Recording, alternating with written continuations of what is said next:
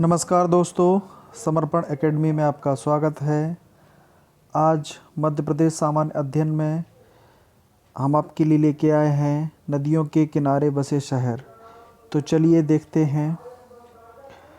पहला जो शहर है जबलपुर है, जो कि नर्मदा नदी के किनारे बसा हुआ है। विदिशा बेतवा नदी के किनारे बसा है।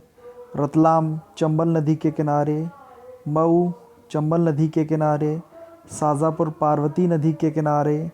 निमाड़ नर्मदा नदी के किनारे। पचमढ़ी जो है वो आपका तवा नदी के किनारे बसा हुआ है। धार नर्मदा नदी के किनारे बसा हुआ है। शिवपुरी सिंध नदी के किनारे। गुना बेतवा नदी के किनारे। उज्जैन क्षिप्रा नदी के किनारे। श्योपुर चंबल नदी के किनारे। राजगढ़ पार्वती नदी के किनारे और झाबुआ नर्मदा नदी के किनारे। दतिया सिंध नदी के किनारे। देवास काली सिंध नदी के किनारे। मंदसौर शिवना नदी के किनारे। सांची बेतवा नदी के किनारे। ओरछा बेतवा नदी के किनारे। मंडला नर्मदा नदी के किनारे। बालाघाट बाणगंगा नदी के किनारे।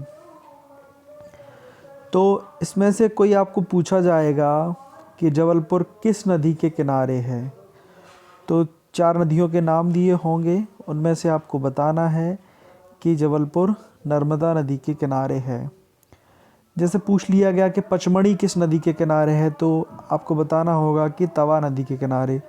तो एग्ज़ाम पॉइंट ऑफ व्यू से ये बहुत ही इम्पोर्टेंट टॉपिक है और यहाँ से एक प्रश्न अवश्य ही पूछा जाएगा।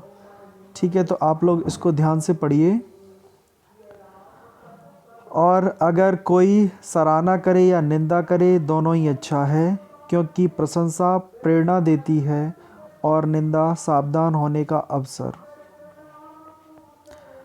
समर्पण एकेडमी को शेयर करें, सब्सक्राइब करें और लाइक करें। Thank you.